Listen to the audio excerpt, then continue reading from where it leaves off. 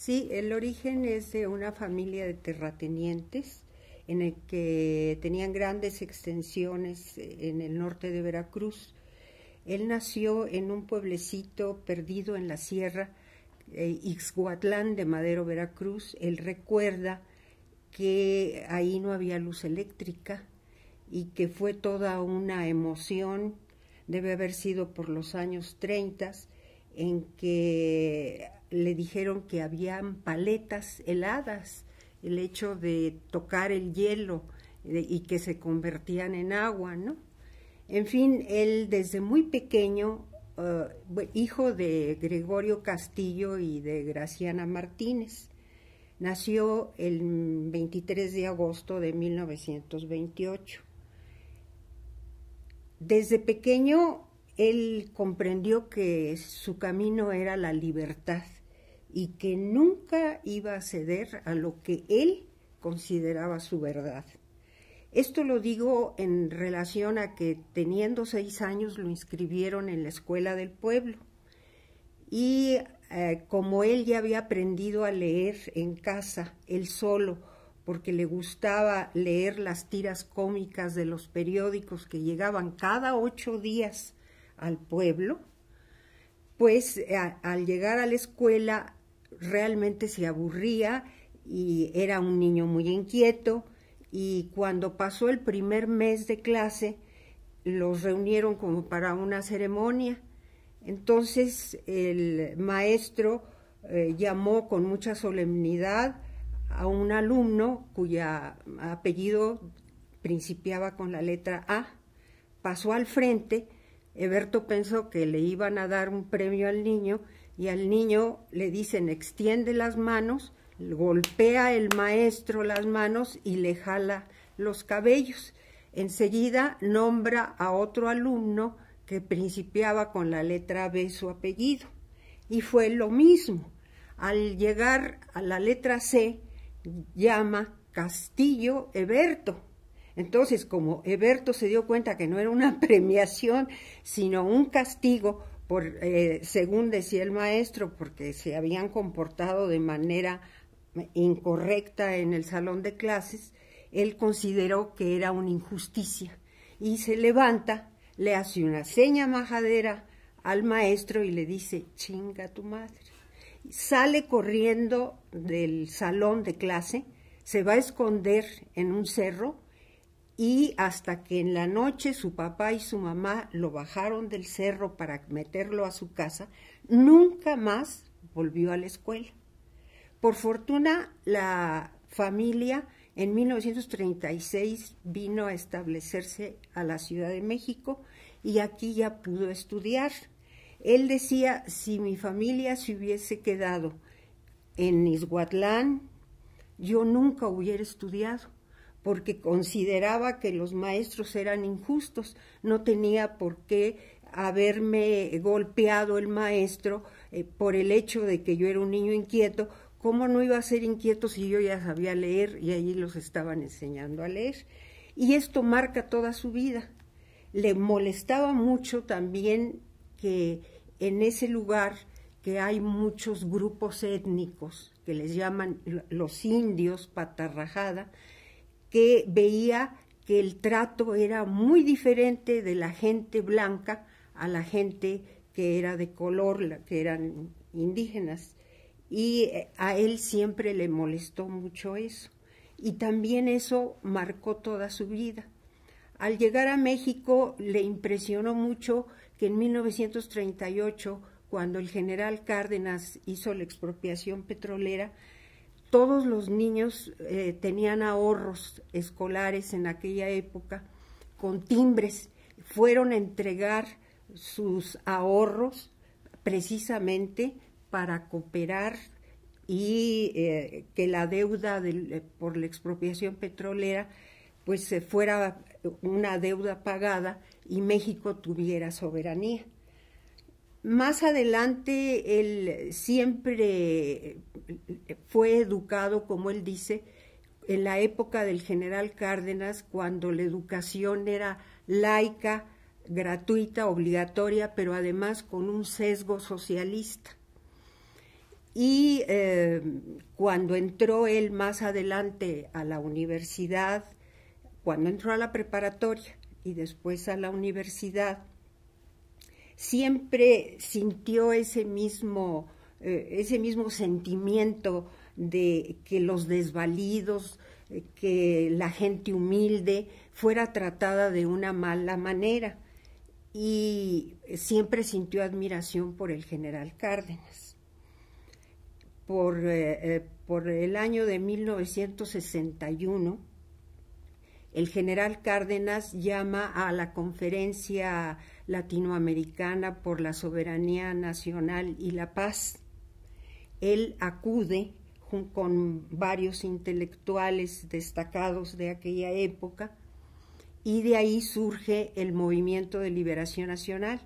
Él desde luego colabora activamente, y en el Movimiento de Liberación Nacional pues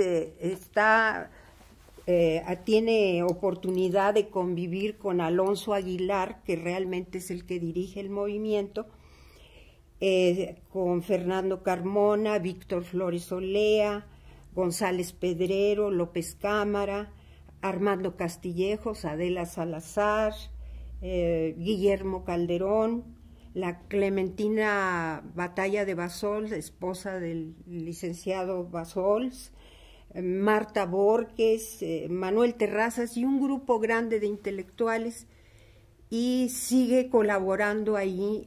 Propiamente fue el intento del general Cárdenas de hacer una unión de gente de izquierda. Ahí lo detenemos tantito, pero tienen que cortar. ¿Por qué? Ah, no, ¿No? porque creí que tenían que cortar. No, va muy bien. Ah, bueno, pues más adelante su espíritu inquieto hace que colabore y que se incorpore a todas las luchas. Incluso antes de esta época, en 1958, él participa en el movimiento que hubo de mucho éxito, que fue de los electricistas, de los maestros y de los ferrocarrileros. Ahí estaba Vallejo y Campa entre los destacados ferrocarrileros. Estaba, no recuerdo ahorita el nombre del maestro, Otón Salazar, que todavía vive, el único que vive, y Sánchez de Lint como líder de los electricistas. Y bueno, después viene el llamamiento del general. Era una época en que el gobierno era completamente represivo, en donde si se hablaba mal del presidente o se escribía o se sugería algo en contra del presidente, la gente estaba en peligro de morir o de ser golpeada o de ir a dar a la cárcel. Y seguía esto. Del 58 era López Mateos el presidente, después viene Díaz Ordaz, y desde luego la represión va a ser mayor. En 1966 también él colabora en el movimiento de los médicos, en 1966, y en 1967 es cuando vemos que hay un asalto al cuartel Madera de Chihuahua por unos grupos guerrilleros que después dan origen al movimiento a la Liga 23 de septiembre. Y por el otro lado del país está Lucio Cabañas y Genaro Vázquez Gómez, que precisamente ante la respuesta represora del gobierno para los copreros y los maestros de Guerrero, ¿verdad?, se levantan en armas. Viene el 1968 y por una situación absurda el gobierno reprime a una manifestación 26 de julio que hacían los del Partido Comunista y algunos socialistas en honor de la Revolución Cubana. Claro, antes había sido ya una situación de conflicto entre dos preparatorias, la Ocho Terena y la prevocacional número 5. Y en fin, por lo absurdo de la situación y la represión y el macartismo que desde Estados Unidos nos ordenaban y nos etiquetaban que todo aquel que opinaba con libertad y daba sus opiniones escritas o habladas era etiquetado por comunista, simplemente por el hecho de no coincidir exactamente con lo que el gobierno ordenaba. Y entonces este movimiento surge y viene una represión muy fuerte del gobierno, viene el bazucazo a la puerta de la universidad. El maestro Barrosierra, que había sido maestro de Berto en la preparatoria y en la universidad, en la Facultad de Ingeniería, y por el cual Berto siempre sintió una gran admiración, porque aparte de ser un sabio, el maestro Barrosierra era un gran maestro, es decir, sabía transmitir de manera muy fehaciente los conocimientos. Era realmente un maestro didáctico, ¿no? Y él sentía una gran admiración por el maestro Barrosierra, quizá así como el general Lázaro Cárdenas influyó en su pensamiento político, el maestro Barrosierra influyó en la vena científica de Berto, porque Berto era un científico, matemático, que desarrolló un sistema estructural llamado tridilosa de acero y concreto que optimiza los materiales para la construcción, hace más ligera la construcción, de manera que se ahorra dinero y se pueden hacer sobre todo en un suelo como el nuestro, que es un ambiente sísmico, pueden hacerse edificios mucho más altos sin el peligro de que vengan al suelo. Entonces, digamos, es una influencia positiva en esa rama de Berto, y que aplaude cuando se da cuenta que el maestro Barrosierra, a pesar de ser el rector y formar parte del sistema realmente, él hace un rompimiento con el sistema, con la estructura política, y se une a los estudiantes. Y aplaude Berto, e incluso él estuvo en esa marcha que encabeza el maestro Barrosierra dentro de Ciudad Universitaria. Más adelante él participa activamente en el movimiento de liberación, en el movimiento estudiantil, en la coalición de maestros de educación media y superior pro libertades democráticas. Ahí está al lado de Elide Gortari, del maestro Revueltas, de muchos otros, de Fausto Trejo, que era del Instituto Politécnico Nacional, de Luis Villoro, que fue su compañero en todas sus luchas a partir de entonces, coincidió en muchos puntos hasta llegar a la Cocopa. Cuando Berto estuvo en la Cocopa, el doctor Villoro estuvo en la CONAI, que era el grupo en donde estaba colaborando con Samuel Ruiz y que servían de intermediarios en la Cocopa. Entonces es una amistad que duró toda la vida. Y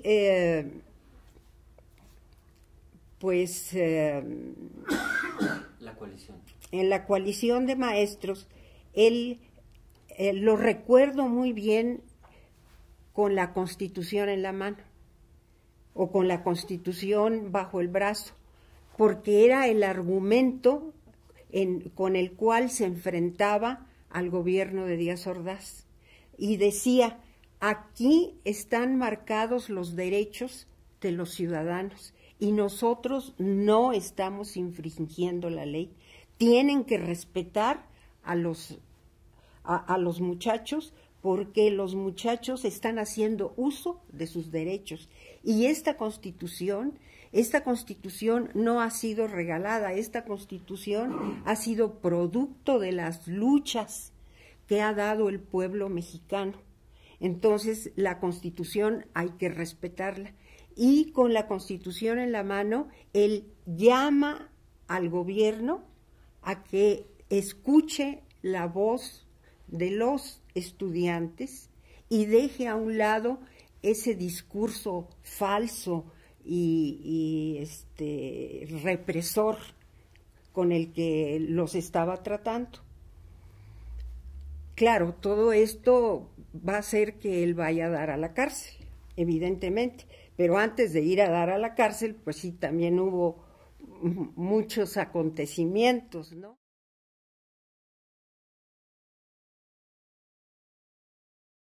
Sí, en algunas ocasiones fui poco, porque yo estaba prácticamente en casa con los 4 hijos.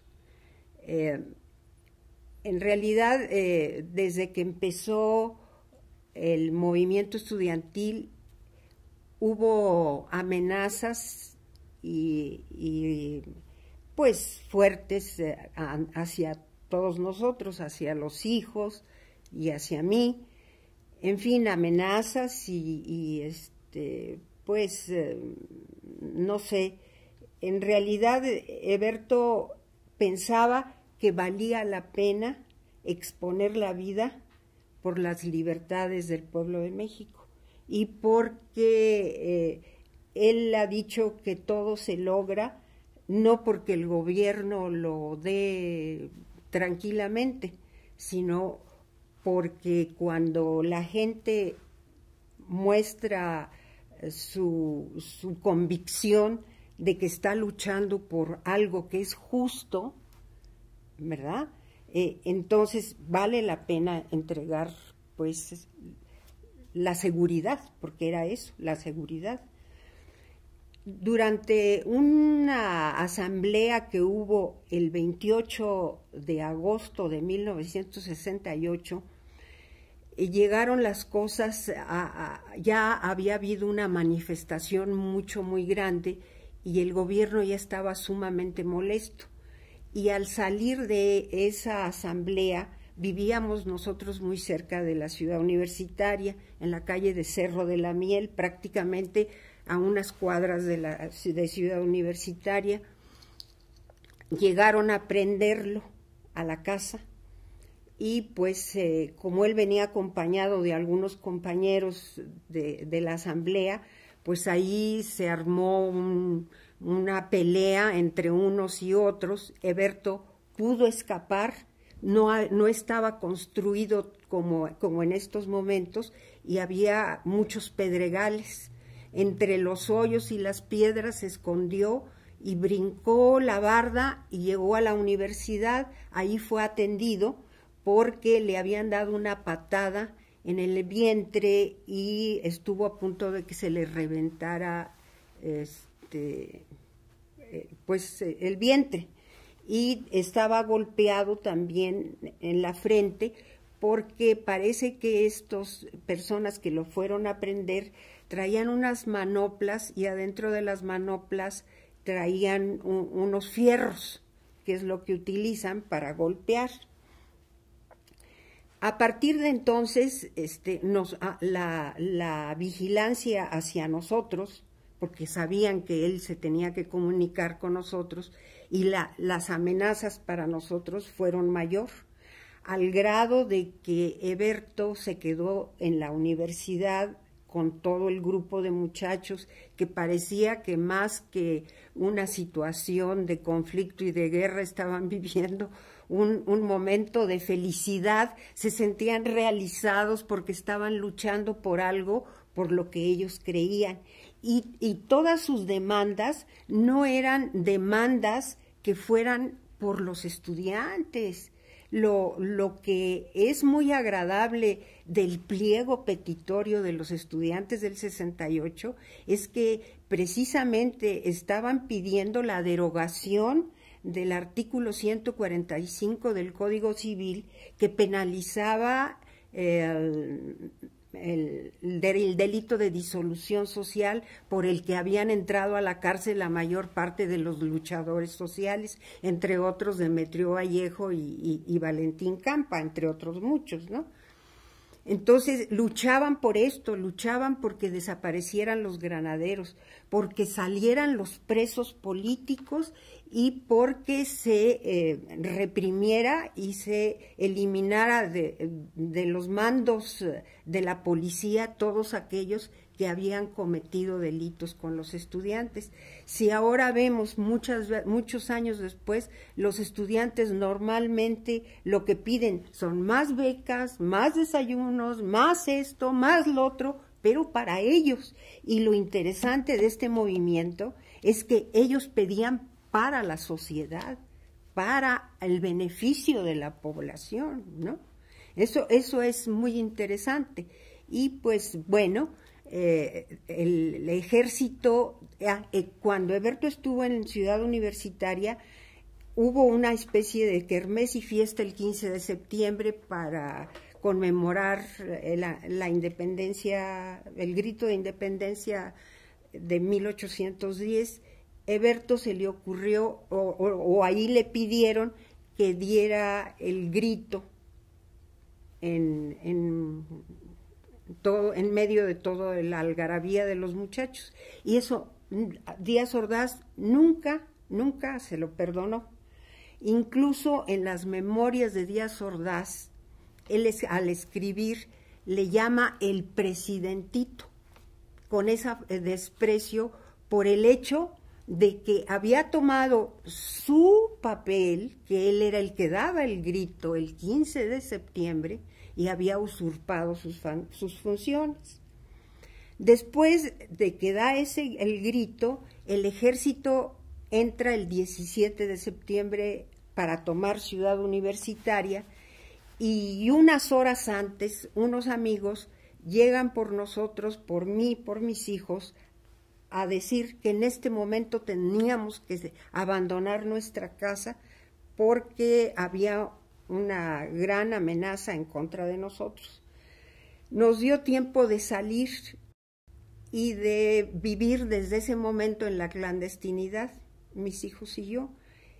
Y al día 18, al día siguiente, mi casa fue incendiada. Y la incendiaron llevando a un policía, a un militar, porque traían un corte muy especial, jovencitos. Era un jovencito que aventó ante la reja de mi casa, aventó un carro Volkswagen, cargado de dinamita o de algún explosivo, de manera que explotó el coche y empezó a incendiar mi casa. Por fortuna, los vecinos llamaron a los bomberos y rápidamente no lograron quemar toda mi casa, sino solamente la entrada. Y de esto, pues realmente ni mis hijos ni yo nos enteramos al día siguiente, sino días después, cuando ya nos habían logrado esconder en la ciudad de Cuernavaca, y en donde, pues, para alquilar una casa y que viviéramos ahí, hubo que decir que yo era una persona que me estaba divorciando y que tenía que huir con mis hijos. A mi hijo mayor, que se llama Heberto, como se llama Antonio Heberto, me dijeron que nunca más le volviéramos a decir Heberto, sino Antonio, porque en todos los periódicos estaba buscando desesperadamente a Heberto, porque al entrar al ejército a Ciudad Universitaria, él logró salir y escapar, también eran puros pedregales y salió huyendo hacia donde está el Estadio Azteca. Y ahí logró que alguien lo sacara de ese lugar y lo llevara a una casa amiga, en donde quedó también temporalmente escondido. Pero estaban todos los aeropuertos, las estaciones de los autobuses o la terminal del ferrocarril perfectamente vigilada para ver en qué lugar estaba Eberto. Muchos decían en el periódico que estaba muerto, muchos que había huido a Cuba, en fin, que en realidad mis hijos y yo no sabíamos qué había pasado con Eberto. Y algún tiempo después, como al mes y medio, yo tenía el nombre de Marta y él tenía el nombre de Octavio. Entonces me habló algún amigo y me dijo, Marta, hay que dar una visita a Octavio. Me habló por teléfono a Cuernavaca. Planea de qué manera llegas y acuérdate que pues hay mucha vigilancia. Nosotros pensamos, yo traía mi carro, pero pensé que sería más peligroso venir en carro y tomé un autobús, un turismo para la Ciudad de México. Nada más que al llegar a la terminal a comprar los boletos, yo me di cuenta de que un individuo extraño que estaba leyendo el periódico se tapaba la cara y de momento nos veía y volvía a taparse la cara. Me dio mala espina y cuando nos subimos al autobús rápidamente me di cuenta que él también se subió al autobús y se sentó hasta la parte de atrás. Entonces yo logré sentarme en la parte de adelante porque pensé que él venía a seguirnos. Cuando más adelante ya iba un poco nerviosa, me acerqué al chofer sin levantarme del asiento, puesto que venía hasta adelante, y le dije al chofer, porque venía pensando de qué manera me voy a salvar. Si llegamos a la terminal del autobús, al bajar este individuo, pues nos va a prender tanto a mis hijos como a mí. Entonces yo tenía que llegar a Coyoacán. Las señas que me habían dado yo ya sabía cuáles eran, y entonces pensé en el cruce de Tasqueña y Calzada de Tlalpan al llegar a la Ciudad de México. Le dije al chofer que por favor se detuviera un momento en ese lugar porque mis hijos y yo nos íbamos a bajar. Y me dijo, sí señora, no hay problema. Entonces, al llegar en ese punto, abre la puerta el del camión, me bajo rápidamente con los niños y pensé que me había salvado. Pero una cuadra más adelante veo que se detiene el autobús y baja el individuo que nos estaba vigilando. Sentí tal pánico que en ese momento pasó un muchacho con un carro, iba él solo, y me atreví a abrir la portezuela, no traía el seguro, abrí la portezuela y le dije, por favor, lléveme a mis hijos y a mí 3 cuadras más adelante. Y fue la manera como nos escapamos, porque lo grave era que en ese momento iba yo a tener la primera entrevista con Eberto después de 3 meses, después de que no sabíamos qué había pasado con él. Entonces, yo tenía que bajarme en Tasqueña y Espíritu Santo, porque en ese lugar me iba a recoger alguien a mí, con mis hijos. Al bajar tenía que hablar por teléfono, no había celulares obviamente, y nos bajamos y el teléfono de la esquina estaba descompuesto. Había una panadería que ahora ya no existe, le pedí al señor de favor que me dejara hablar y no quiso. Fuimos con el teléfono de una vinatería que estaba en la esquina. Era una vinatería y el teléfono no servía. Y pasaba el tiempo, entonces había un callejón. Me acordé que una amiga mía vivía por ahí, Paca Costa, hermana de uno que fue gobernador de Veracruz, Ignacio Acosta, no, Acosta Lagunes.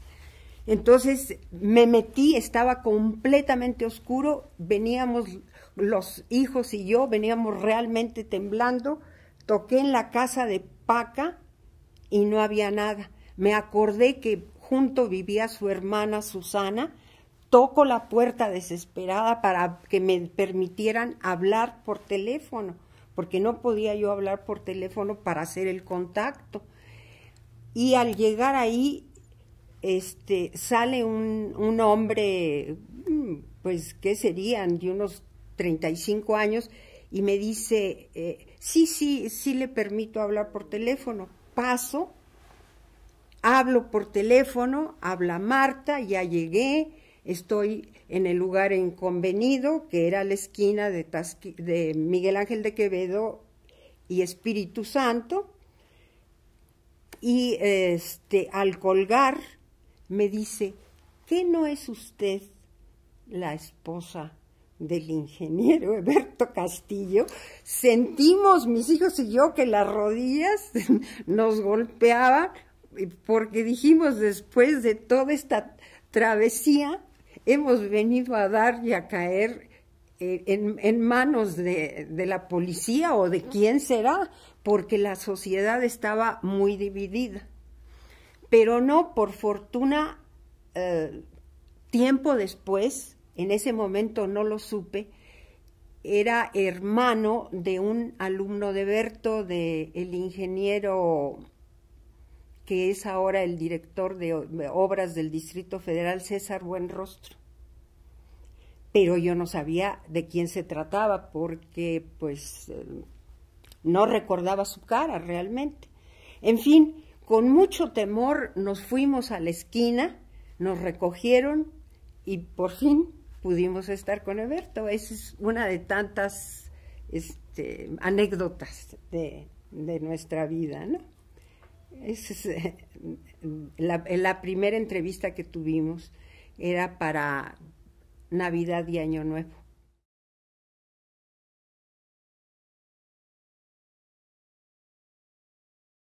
Cuando el 2 de octubre Berto ya estaba escondido, ya estaba en la clandestinidad y pues incluso después del 2 de octubre el general tuvo una entrevista con Eberto y le dijo, el presidente Díaz Ordaz está muy enojado contigo.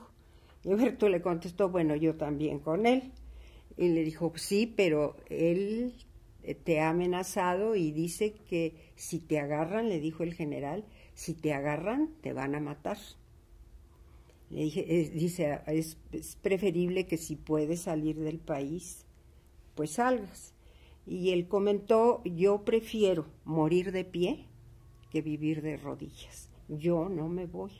Hay prendas de dignidad en la prisión, ha habido muertos y yo no puedo salir nada más a resguardar mi seguridad, ¿no? Dice, no es posible que olvide yo toda esta lucha y que abandone a los demás.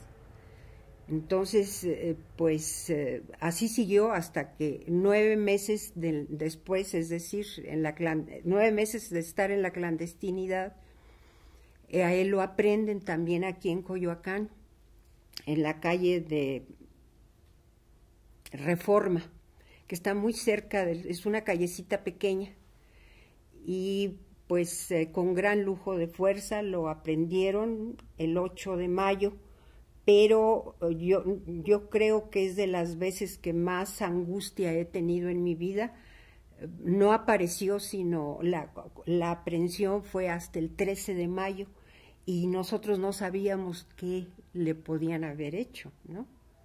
Que era, pues es lo más terrible, pueden desaparecerlos. Pero ya cuando el 13 de mayo de 1969 ya apareció en prisión, pues aunque era una cosa muy triste, en el fondo, pues nosotros descansamos, ¿no? Dijimos, por lo menos está vivo. Y fue una cosa de coincidencia. Echeverría lo saca de prisión y verdaderamente lo saca a la fuerza el 13 de mayo también de 1971, 2 años después, cuando le van a dar la libertad provisional, porque era libertad provisional, le piden que firme y él no quería firmar y dijo, a fuerza me metieron, a fuerza me sacan, porque él no quería salir y dejar a otros allí adentro, en la prisión. Y después de mucha negociación y promesa de que los muchachos iban a salir, ya había salido un grupo para Chile, el primer grupo en donde iba Cabeza de Vaca. Y después fue la liberación de Berto y hasta después sale el último grupo. Pero cuando él sale, se supone que debe de ir a firmar cada 8 días, pero él nunca más regresó a firmar. Y era, pues, como él decía, a fuerza me metieron, a fuerza me sacaron, porque yo no pedí mi libertad. Tenían que salir todos para que nosotros pudiéramos estar tranquilos afuera, porque no era posible que unos en libertad y los jóvenes y los otros se hubiesen quedado allí. Pues desde luego ni siquiera se les había levantado un acta de formal prisión, pero sentencia no, porque entre otras cosas a Eberto lo acusaban de todas las cosas imaginadas que puedan ustedes tener, ¿no? Lo acusaban de sedición, de abuso de las vías públicas, en fin, de asesinato, de todo. Él decía que solamente de aborto no lo habían acusado, pero de todos los delitos, todos los tenía él, ¿no? Entonces, pues bien podían haberle echado 30 o 40 años.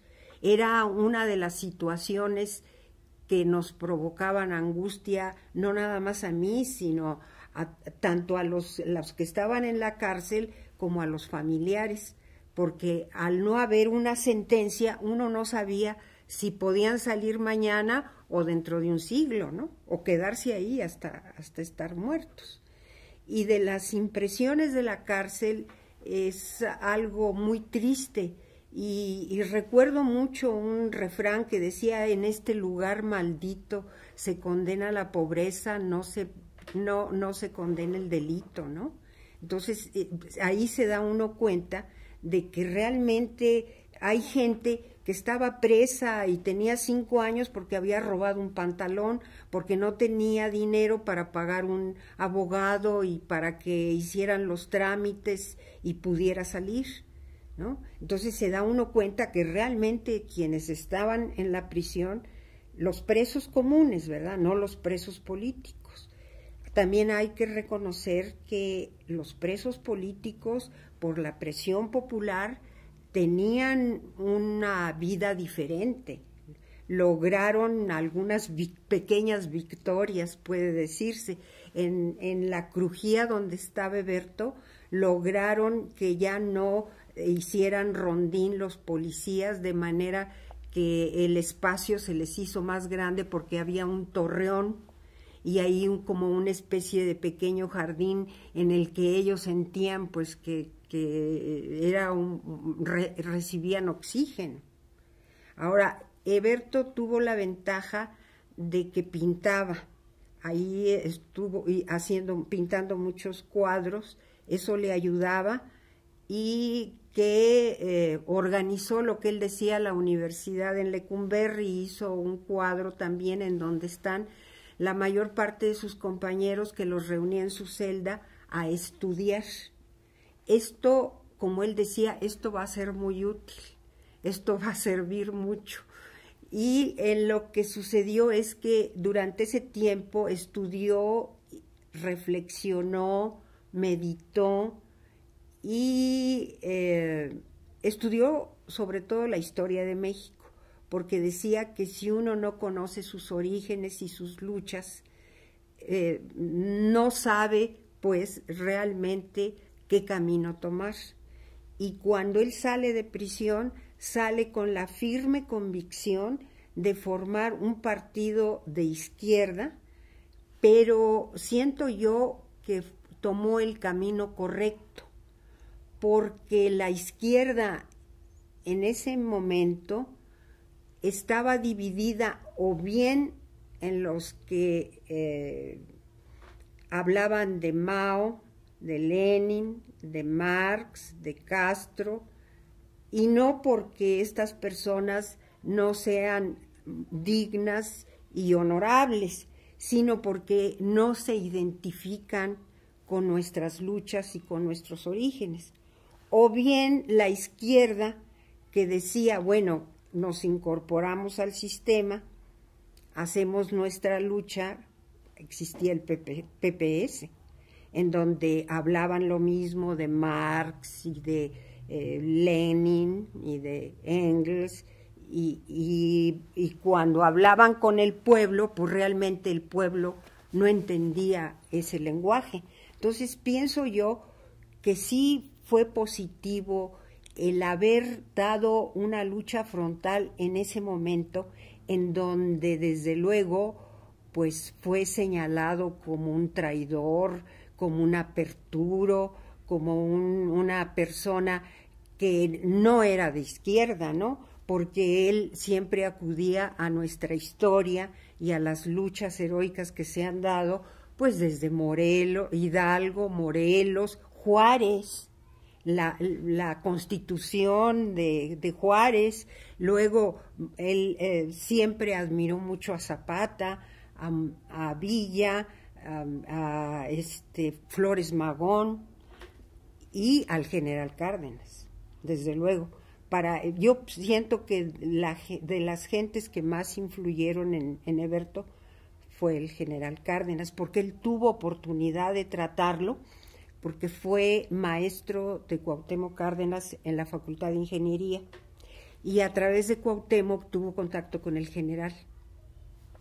Y desde ahí sus pláticas y ese espíritu rebelde que se marca desde niño en contra de las injusticias y exponiéndose a los maestros o a los jefes o al presidente, si él considera que está haciendo una cosa injusta, él se lanza, ¿no? Incluso hasta exponer la vida.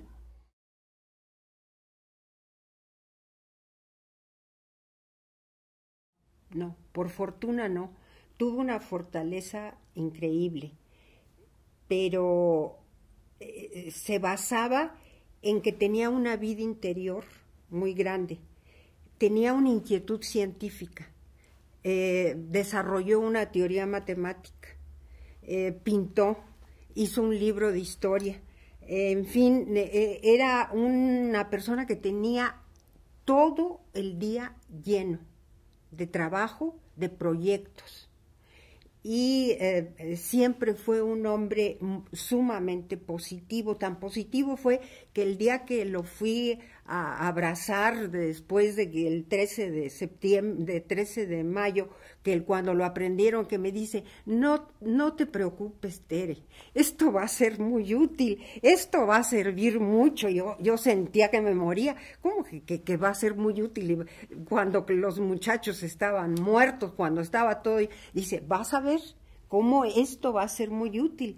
Y creo que sí, ahorita, después de tantos años, del 68, que ya van a ser, ¿cuántos? 35 años, veo que no ha sido inútil, que esas luchas, como él decía, esa sangre derramada, esos golpes, esos heridos, esos desaparecidos, esa sangre derramada son semillas de libertad. Solamente a través de esas luchas es que los pueblos pueden avanzar. El momento es muy duro. Ahora, Heberto, incluso siento yo que hubo algunos momentos en que era cruel con los muchachos que les daba el carcelazo. Y yo tuve discrepancias con él al respecto, porque es natural, los muchachos iniciaban su vida, habían dejado sus estudios, su familia, sus novias, todas sus ambiciones las veían truncadas. Y pensaban, como no había una sentencia, como no había un orden realmente, como era una arbitrariedad, pienso que los muchachos se sentían como si estuvieran enterrados vivos, ¿no? Y entonces decían, y Heberto coincidía, que en la cárcel el tiempo transcurre muy lento, muy lento, muy lento, porque no pasa nada. Es lo mismo, todos los días lo mismo. Y había un día muy largo que era de lunes al sábado. Todo igual, igual, igual, igual, igual.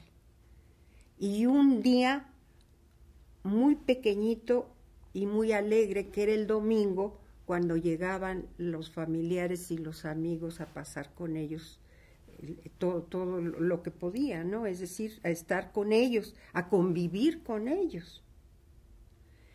Y él decía que era una contracción de tiempo. Él se la podía explicar desde el punto de vista físico, que era la teoría de Einstein, ¿no? De tiempo y espacio, porque el tiempo, él decía, se contrae, y claro, duele mucho ver que los hijos no pueden tener contacto con el padre, convivir, y el padre que ve madurar y crecer a sus hijos y pues tampoco está con ellos, ¿no? Entonces sí es molesto, sí es desagradable, pero en fin, creo que también él nunca vio que la familia se quebrara. Y la familia no se quebraba porque pues lo veíamos a él completo, entero. Entonces había esa situación. Quizá, pienso yo, si hubiese sido uno de mis hijos que hubiese tenido 15 o 20 años o 25, que era lo que le reclamaban los estudiantes cuando él les decía, ¿qué pasó? ¿Cómo es posible que te la pases dormido todo el día y que no quieras salir? Porque no querían vivir, ¿no?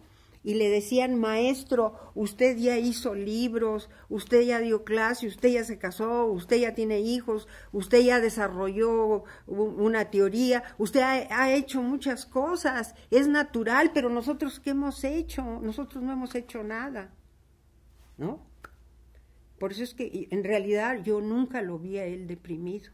Eso le ayudó mucho en la vida, y yo en él admiro muchas cosas. Admiro su gran inteligencia, porque sí tenía una inteligencia peculiar, pero también su disciplina de trabajo.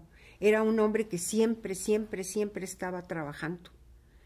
Y su congruencia, algo que es muy difícil encontrar, que desde niño uno sea congruente con una idea, un camino.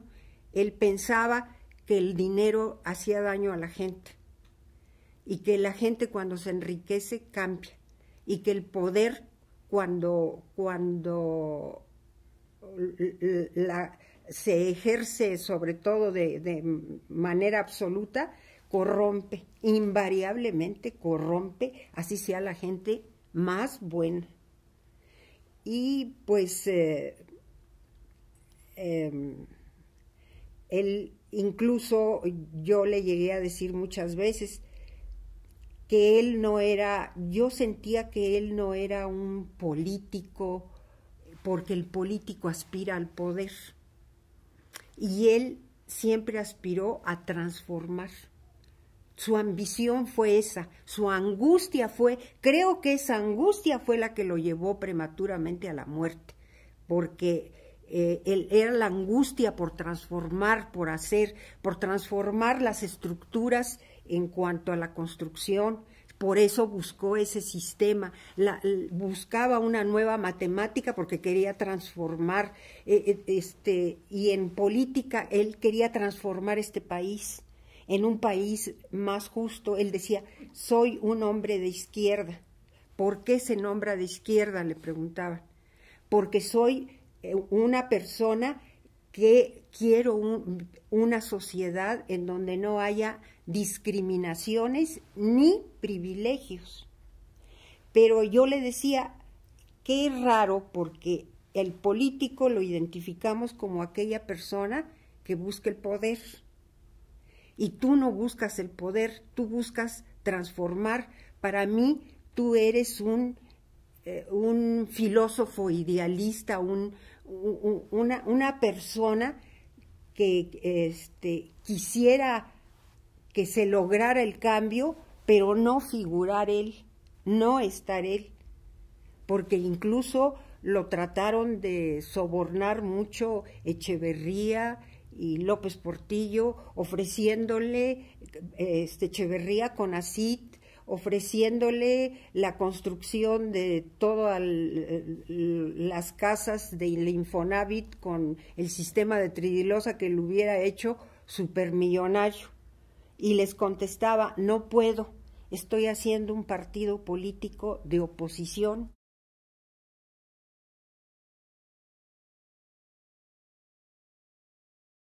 De que él tenía que luchar porque muchos amigos, incluso el licenciado Emilio Krieger, que fue su defensor y que lo estuvo protegiendo en la clandestinidad, le llegó a decir, pero ¿quién te ha nombrado a ti el Salvador de México?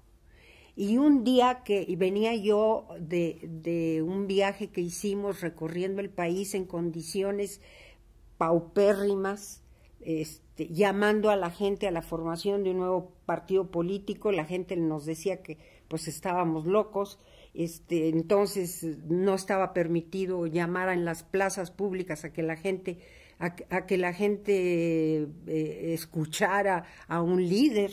Las reuniones se hacían en lugares cerrados, ¿no? Y después de esto, platicando con el licenciado Krieger, le dije, no, qué barbaridad. Le dije, esta es una empresa de romanos. ¿Por qué? Pues se dice, es una empresa de romanos. Y me dice, no, Tere, es una empresa de románticos las que estén haciendo. Y digo, efectivamente, ahora que volteo hace 25 años o 30 años, digo, pero ¿cómo fue posible lograr el llamar a la conciencia de los mexicanos? Es decir, tienes derecho, lucha por esto que tienes derecho. Si tú no luchas, nadie va a luchar por ti, ¿no? Y que eran otras las circunstancias de la población. Sí es cierto que había pobreza, pero no hay la pobreza que existe ahora. Ahora realmente es miseria. Antes aportaban, ese partido se formó con donativos de mucha gente que estaba de acuerdo con la idea que postulaba Eberto, y aportaban mensualmente, luego hacíamos rifas, hacíamos bailes, y pues algunas eran cotizaciones, se hacían subastas de cuadros y participaban muchos artistas. Tuve oportunidad de conocer gente muy, muy, muy valiosa, ¿no? Le estoy hablando de 1974, 75, hasta que finalmente se abre el gobierno y se va, a través de Jesús Reyes Heroles, se va viendo que es necesario que exista una legalidad para que los partidos políticos puedan actuar sin ser partidos clandestinos, porque realmente uno actuaba como si hubiese sido clandestino. También, cuando él estaba formando un partido político, Echeverría muchísimas veces le ofreció dinero para su partido y le dijo no, porque si le acepto dinero, ¿cómo voy a pelear en contra de usted?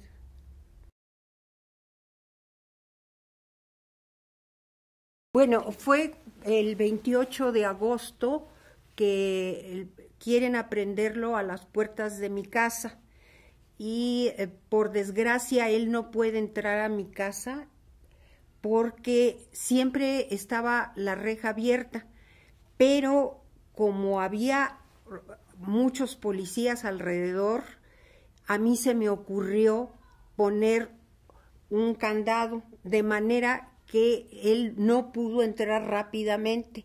Él pensó tiempo después que fue lo mejor, porque si no hubieran entrado a la casa y hubieran hecho destrozos. En ese momento yo saqué la llave y abrí el candado, pero ya cuando abrí el candado ya estaba una debacle completa en la calle, golpeándose, tanto era Armando Castillejos, Adela Salazar, era Antonio Tenorio y no sé cuántas gentes más que venían con él acompañándolo de la asamblea de la coalición de maestros. Y entonces él, ante esa confusión y todo golpeado, escapa. Siempre fue una persona que era muy ágil para correr y pudo correr y esconderse entre las rocas. Pero en la noche nosotros estábamos preocupados, junto vivía un amigo, el ingeniero Manuel Yefal, y tomó de la mano a mi hijo mayor, y él iban gritando en la noche. El ingeniero Yefal le gritaba maestro, porque había sido su maestro, maestro, maestro, y mi hijo gritaba papá, papá, ¿dónde estás? Porque había muchos hoyos y sabíamos que probablemente estaba escondido en uno de esos hoyos, pero había un reflector que daba la vuelta en la noche, de manera que alumbraba un círculo muy grande.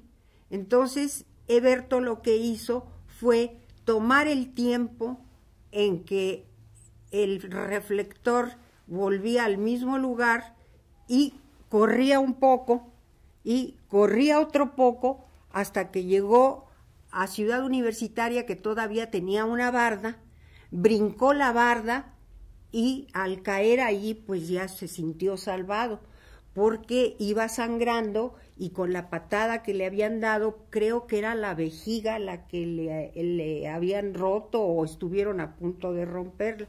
Lo encamaron, me parece que era como la enfermería que existía entonces, no sé si sería de la Escuela de Medicina o si sería la enfermería que tendrían los muchachos dentro de la Ciudad Universitaria. Estuvo ahí escondido y lo cuidaron muy bien. Los muchachos realmente se comportaron de una manera increíble y él tuvo la audacia de dar una entrevista al periódico El Universal, y esa entrevista desde luego pues desató muchos muchas confusiones y muchas confrontaciones, en fin, que de ahí él sabía que estando en Ciudad Universitaria estaba realmente protegido, pero también le llegaron a decir, van a meter al ejército a Ciudad Universitaria, es preferible que salgas. Pero los muchachos más bien llegaron a la conclusión de que no, el ejército no iba a entrar y que en donde podía estar mejor protegido era dentro de Ciudad Universitaria. Lo que sucede es que en todo ese tiempo viene el 15 de septiembre, viene la kermés, viene que el del grito, que incluso creo que estuvo casando parejas, que era kermés y estuvo allí con los muchachos en esa fiesta que de los que estuvieron parece que nadie ha olvidado. Y fue después de esto que el presidente Díaz Ordaz ordenó que el ejército entrara. Y el ejército, bueno, llegó, les avisaron antes, a mí me avisaron también, que fue cuando salimos huyendo. Pero en realidad, cuando él llegó a Ciudad Universitaria, mandó a un muchacho hablar por teléfono a mi casa para decirme, Tere, no te preocupes, estoy bien, estoy a salvo, para que nos tranquilizáramos todos, porque no sabíamos qué había pasado, y si caía en manos de la policía o de la secreta, no sé qué policía era la que andaba detrás de él, pues sabíamos que eran capaces de todo, ¿no? Y que yo muchas veces le decía, pero eres mejor que si te van a prender, te aprendan, y no, de otra manera te van a desaparecer, pero ese espíritu rebelde, ¿y por qué me voy a dejar de aprender? Si puedo escapar, me escapo. Incluso cuando lo aprendieron aquí en la calle de Reforma, trató de escaparse y trató de brincarse una barda, pero se rompió la barda. Entonces cayó, en fin, lo aprendieron y lo metieron a un carro. En el carro lo pusieron boca abajo y las formas de ellos, de ponerle los pies encima y de irlo insultando, ¿no? Pero no lo dejaron, vamos, no lo doblaron, porque ahí incluso les estuvo contestando, ¿dónde tienes las armas? Y decía, en Chapultepec. ¿En dónde? En Chapultepec, sí, en el lago de Chapultepec. Y él decía, te estás burlando de nosotros, ¿no? Y lo golpeaban. Y decía otro, déjalo, así son estos fanáticos. Pero nunca lograron doblegarlo, ¿no? Yo creo que en el fondo tal vez haber sido como muy orgulloso, porque aunque debe haber sentido cosas desagradables, también incluso en el momento en que lo aprendieron, le dijeron, ahí afuera tenemos a tu esposa y a tu hijita, y tú sabes lo que le podemos hacer, ¿no? Entonces, para él era una tormenta espantosa, ¿no? Lo mismo domingo tras domingo, era un lío para saber si íbamos a poder pasar o no íbamos a poder pasar.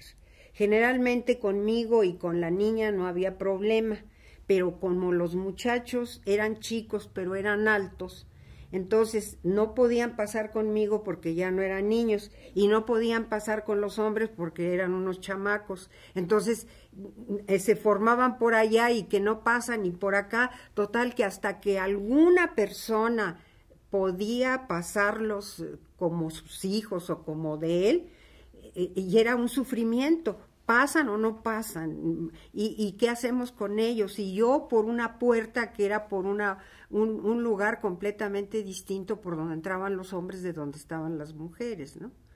Y en fin, un trato, y sin embargo, hemos sabido que ahora en muchas otras ocasiones están peor, ¿no?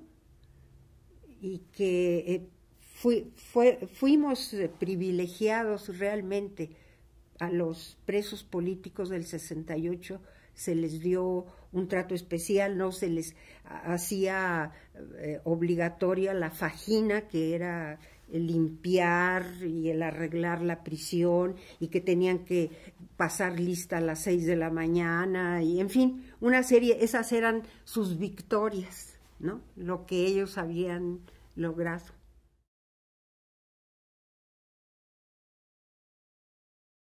Después de la formación del Partido Mexicano de los Trabajadores, años después se une al Partido Mexicano Socialista, que es a la vez surge del Partido Comunista, que se transforma en PESUN, y de PESUN también pasa a PMS, Partido Mexicano Socialista. A Heberto nunca le gustó que se usara la palabra socialismo. Eso creaba conflicto. Lo hacía una persona a la cual la señalaban, pero decía, es que la gente en México, cuando vas con el campesino, con el obrero, no entiende. Él entiende sus problemas y entiende algunas otras situaciones, pero el hecho de etiquetarlo de socialista, incluso en el Partido Mexicano de los Trabajadores, que fue el que surgió en 1974, el escudo era el escudo de movimiento, el escudo azteca, ¿no? El escudo de nuestros orígenes. Y nuestra bandera era lo mismo, no tenía el origen socialista, el origen del gran pensador Lenin, Marx, en fin. Y no porque se marque a ellos, sino porque nosotros necesitamos exaltar lo nuestro, sentir orgullo de nuestro origen y de nuestras luchas, ¿no? Y después de todo este camino, surge el PMS y él es candidato a la presidencia en 88, cuando es Cloutier, cuando es doña Rosario, cuando es Carlos Salinas de Gortari, Cuauhtémoc Cárdenas y él, eran 5 candidatos. Y entonces al final él se da cuenta que incluso la mayor parte de la gente del PMS, en lugar de apoyarlo a él, simpatizaban con el ingeniero Cárdenas. Y él decía, si yo me estoy dando cuenta que voy en un ferrocarril y que me voy a ir a estrellar, yo me bajo del ferrocarril y que se estrelle el ferrocarril. Yo no puedo estar siguiendo la línea de que, aunque yo tenga un origen diferente del ingeniero Cárdenas, porque el ingeniero Cárdenas venía del PRI, yo vengo de la izquierda, yo he sido golpeado, yo he estado preso, yo he formado un partido político. El ingeniero Cárdenas ha nacido en pañales de lujo porque prácticamente nació en Los Pinos. El ingeniero Cárdenas siempre tuvo a su alrededor a los jefes, a los secretarios de Estado, en fin, tuvo una situación, pudiéramos decir, de privilegio en relación a la formación que tuvo Heberto. Ahora, coincidían, es más, antes de que el ingeniero Cárdenas, más bien dicho, antes de que Heberto fuera el candidato a la presidencia en el 87 fue eso, él le propuso al ingeniero Cárdenas que encabezara esa lucha. Pero el ingeniero Cárdenas, con razón, dijo, yo no me puedo venir a un partido que está señalado como un partido de izquierda socialista. Entonces se une a un partido que era un membrete, era el partido de la revolución, el PARM, Partido Auténtica de la Revolución Mexicana. Él es el partido que lo postula. Y de ahí se empiezan a aglutinar todas las fuerzas, porque el ingeniero Cárdenas es uno de los personajes que más ha aportado en la transición democrática de este país. Eso hay que reconocérselo, ¿no? Pero entonces, Heberto se da cuenta en el 88 que el ingeniero Cárdenas tiene la mayor simpatía de toda esta gente. Y entonces él dice, lo que yo busco es la transformación, no busco mi candidatura ni yo llegar a ser presidente. De lo que se trata aquí es de transformar este país. Y si mi adhesión o él declinó en favor del ingeniero Cárdenas ayuda a la transformación de este país, yo gustoso coopero. Hubo gente que nunca se lo perdonó, gente que estaba alrededor de Berto. Yo sí lo entendí porque conocía perfectamente que Berto no buscaba la satisfacción personal, siempre tuvo la inquietud por transformar. Entonces, de ahí surge el PRD, ¿no? Surge el PRD que toma el registro del PMS, y el PMS toma el registro que traía tanto el PMT como el PSUM, porque esos dos sí tenían registro entonces, el PSUM y el PMT, ellos tienen registro, se quedan con un solo registro, y cuando se forma el PRD, como es un problema tener el registro, toman el registro del PMS y se transforman en PRD, y principia esta lucha. Esta lucha ya es una lucha en donde hay muchos grupos y hay muchos, digamos, tribus, como normalmente se les dice, tribus, ¿no? Y él, de todas formas, sentía una gran satisfacción que aquello que había empezado como una lucha de románticos, como decía el licenciado Krieger, pudiera, después de muchos años y el esfuerzo de mucha gente, transformarse en el PRD, que realmente ya debía de luchar por tomar el poder, porque se había dado cuenta que había que transformar. Él nunca fue partidario de la lucha violenta. Cuando surge el EZLN, él dice que él le apuesta al diálogo, que porque como matemático se da cuenta, en primer lugar, que no teníamos la estructura para presentar un frente violento y que entonces nos aplastan de momento. Que si él estuviera convencido que es la lucha violenta la que va a ayudar a transformar, él estaría al frente y no estaría cómodamente detrás de un escritorio. Entonces dice, uno tiene que ser congruente. Si yo encabezo una lucha violenta, yo tengo que estar al frente. Yo no puedo empujar a la gente y decir, el camino es ese. ¿No? No es correcto. Y nunca creyó en este momento, nunca creyó en la lucha violenta. Y cuando participó en la COCOPA, pues le daba satisfacción que la COCOPA estaba conformada por gente de diferentes partidos y que todo lo lograban por consenso, todos los acuerdos. Y decía que cuando la gente se pone la camiseta del país y deja a un lado los intereses personales o los intereses del grupo o del partido, es posible avanzar, ¿no? Él no vivió este momento tan difícil que estamos viviendo ahorita, nosotros, ¿no? Pero yo considero que él hubiera seguido, si desde luego su salud se lo hubiera permitido, hubiera seguido al frente luchando porque, pues decía, nosotros somos gente de oposición, nosotros siempre nos hemos formado en la lucha, ¿no? Tenemos que seguir luchando. Y pues nosotros damos la cuota de sangre, de sudor, de muerte, dice, y los otros llegan y ponen las banderas. ¿Qué es lo que ha hecho el señor Fox, no? Llega y pone la bandera y según ellos son los de la democracia. Y creo realmente que Berto tuvo esa ventaja para no deprimirse, aunque sí llegó a tener muchos problemas. Es natural, cuando un partido es pequeño hay menos discrepancia.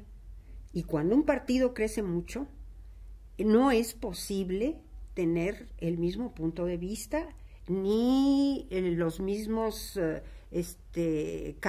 plantear los mismos caminos para llegar a un fin. Cada quien piensa que debe irse por este lugar o por este otro, ¿no? Pero cuando realmente se desea que el país se transforme, se tiene que ser tolerante. Eso es algo que es muy importante. No hay democracia si no hay tolerancia. Y la tolerancia tiene que venir de los dos lados, porque tanto hay gente cerrada del lado de la derecha como de la izquierda, ¿no? Entonces, yo pienso que sin tolerancia no hay democracia. Y Heberto al final se hizo muy tolerante, avanzó mucho en eso, porque era un poco más intransigente cuando era joven. Cuando era joven llegaba a tener conflictos luego porque quería que aceptaran sus puntos de vista. Pero como él decía, a través de los años uno va aprendiendo de la gente y va aprendiendo de la vida. Claro que hay gente que nunca aprende, ¿no? Pero la mayor parte de nosotros sí, cuando nos hacemos viejos, pues entendemos muchas cosas y que mucho es precisamente por falta de tolerancia.